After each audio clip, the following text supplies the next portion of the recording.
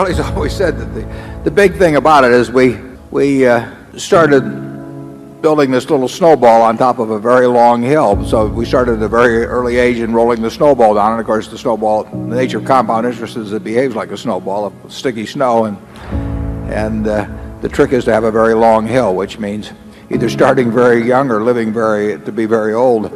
I would do it exactly the same way if I were doing it in the investment world. I mean, if I were getting out of school today and I had $10,000 to invest, I'd start with the A's. I would start going right through companies, and I probably would focus on smaller companies because I would be working with smaller sums, and there's more chance that something is overlooked in that arena. And as Charlie has said earlier, it won't be like doing that in 1951 when you could leaf through and find all kinds of things that just leapt off the page at you. But that's the only way to do it. I mean, you have to buy businesses, or little pieces of businesses called stocks, and you have to buy them at attractive prices, and you have to buy into good businesses. And that advice will be the same 100 years from now in terms of investing. That's what it's all about. You can't really fail at it unless you buy the wrong stock or just get excited at the wrong time. Spend just a couple of minutes giving you a little perspective on how you might think about investments as opposed to the tendency to focus on what's happening today or even this minute as you go through. And to help me in doing that, I'd like to go back through a little. I have here a New York Times of March 12th, 1942. I'm a little behind on my reading. And if you go back to that time, just about 3 months since we got involved in a war which we were losing at that point, the newspaper headlines were filled with bad news from the Pacific, and I've taken just a couple of the headlines from the days preceding March 11th, which I'll explain. It's kind of a momentous day for me. And so you can see these headlines. We've got slide 2 up there, I believe.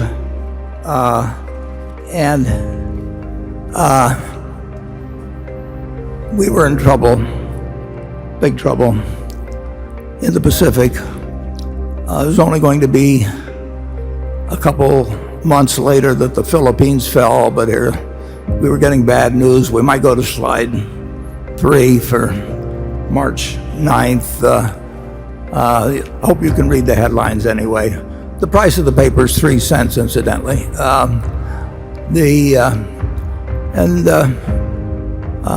Let's see, we've got March 10th up there, a slide.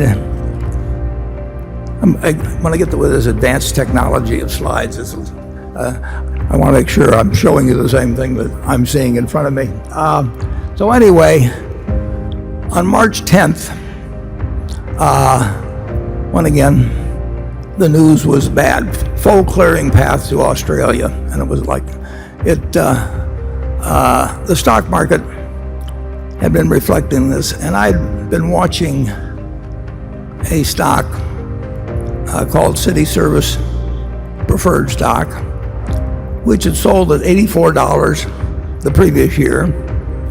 It had sold at $55 the year before, early in January, 2 months earlier, and now it was down to $40 on March 10th. So that night, despite these headlines, I said to my dad, I said, I think I'd like to pull the trigger, and I'd like you to buy me three shares of City Service Preferred the next day. And that was all I had. I mean, that was my capital accumulated over the previous 5 years or thereabouts. And so my dad the next morning bought 3 shares. Well, let's take a look at what happened the next day. Let's go to the next slide, please. And it was not a good day. The stock market, the Dow Jones Industrials broke 100 on the downside. Now they were down 2.28%, as you see, but that was the equivalent of about a 500-point drop now. So I am in school wondering what is going on, of course. Incidentally, you'll see on the left side of the chart, the New York Times put the Dow Jones Industrial Average below all the averages they calculated. They had their own averages, which have since disappeared, but the Dow Jones has continued. So the next day, we can go to the next slide, and you will see what happened. The stock that was at 39, my dad bought my stock right away in the morning because I'd asked him to, my 3 shares.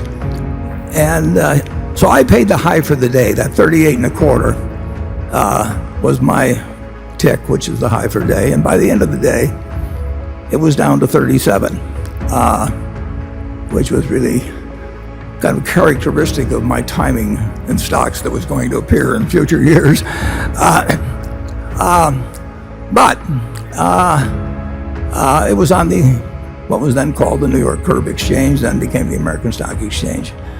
But things, even though the war until the Battle of Midway looked very bad, and if you'll turn to the next slide, please, you'll see that the stock did rather well. You can see where I bought it, 38 and a quarter. And then the stock went on actually to eventually be called by the City Service Company for over $200 a share.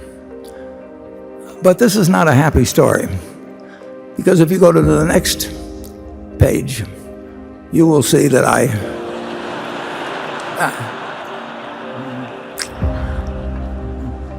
well, as they always say, it seemed like a good idea at the time. So I sold. I made $5 on it. It was again typical of behavior. But when you watch it go down to 27, it looked pretty good to get that profit. Well, what's the point of all this? Well, we can leave behind the city service story, and I would like you to again imagine yourself back on March 11th of 1942, and as I say, things were looking bad in the European theater as well as what was going on in the Pacific. But everybody in this country knew America was going to win the war. I mean, it was, we'd gotten blindsided, but we were going to win the war, and we knew that the American system had been working well since 1776. So if you'll turn to the next slide, I'd like you to imagine that at that time you had invested $10,000, and you put that money in an index fund. We didn't have index funds then, but you in effect bought the S&P 500. Now I would like you to think a while, and do not change the slide here for a minute. I'd like you to think about how much that $10,000 would now be worth if you just had one basic premise, just like in buying a farm, you buy it to hold throughout your lifetime and you look to the output of the farm to determine whether you made a wise investment. You look to the output of the apartment house to decide whether you made a wise investment if you buy an small apartment house to hold for your life. And let's say instead you decided to put the $10,000 in and hold a piece of American business and never look at another stock quote, never listen to another person give you advice or anything of the sort. I want you to think how much money you might have now. And now that you've got a number in your head, let's go to the next slide and we'll get the answer. You'd have $51 million, and you wouldn't have had to do anything. You wouldn't have to understand accounting. You wouldn't have to look at your quotations every day like I did that first day. I'd already lost $3.75 by the time I came home from school.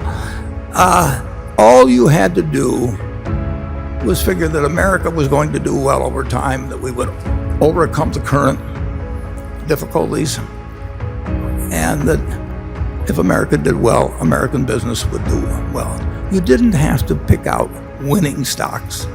You didn't have to pick out a winning time or anything of the sort.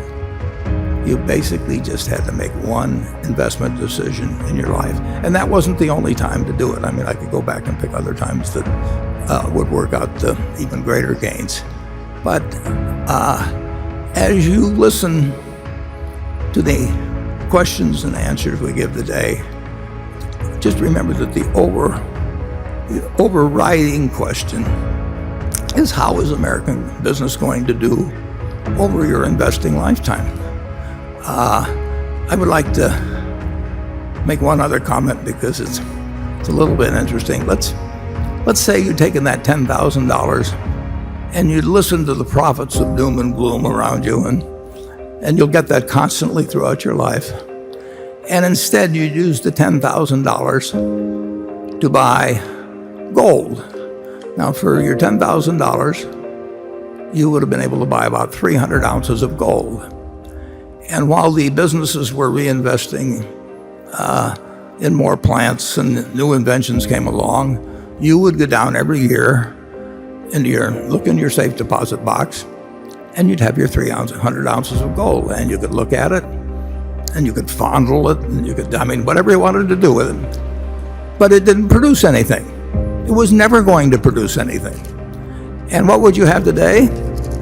You would have 300 ounces of gold, just like you had in March of 1942, and it would be worth approximately $400,000.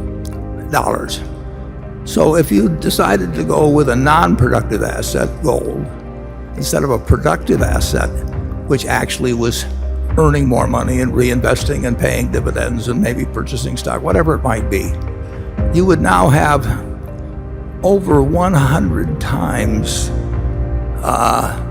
the value of what you would have had with a non-productive asset. In other words, for every dollar you have made in American business, you'd have less than a penny of gain by buying in the store of value, which people tell you to run to every time you get scared by the headlines or something of the sort. It's just remarkable to me that we have operated in this country with the greatest tailwind at our back that you can imagine. It's an investor's haven. I mean, you can't really fail at it unless you buy the wrong stock or just get excited at the wrong time. But if you own a cross-section of America and you put your money in consistently over the years,